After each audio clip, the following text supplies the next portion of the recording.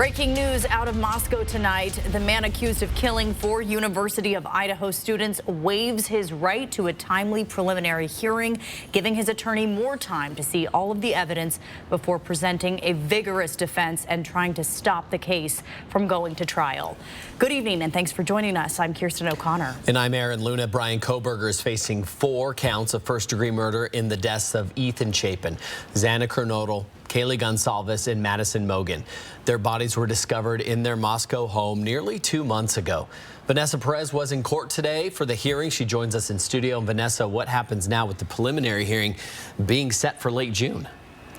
Well, a preliminary hearing is to determine if there is enough evidence or probable cause to go forward with a trial. It's almost a mini trial with a lawyer allowed to call witnesses and introduce evidence. An accused person has a right to have a preliminary hearing within 14 days of first appearing in court.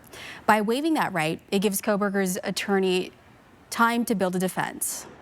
Thank you, Your Honor. We are going to ask the court to set preliminary hearing out into June. We would request the 3rd or 4th week of June and probably 4 or 5 days for preliminary hearing.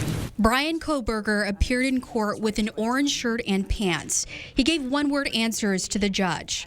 Do you understand? Yes. Have you had enough time to speak with Ms. Taylor about your decision to waive your right to a speedy preliminary hearing? Yes. More than 5 months out to that hearing, Kohberger's defense attorney is moving ahead with her request for discovery, asking the state to hand over its materials in the case.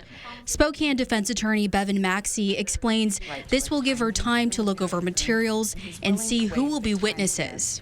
You want to paint with a broad brush to make sure that you get everything that could potentially impact your case. Including evidence that could benefit Kohberger. So the obligation is not just to turn over the bad things, but also to turn over those things that could be looked at as being positive on behalf of the defendant. You can't just hold on to those things and hide them from the defense if you have them in your possession. Also included in the request, documents and tangible objects. Maxey says this could be items from the crime scene. The defense also wants statements of a co-defendant. Maxey says this doesn't necessarily mean there are other suspects.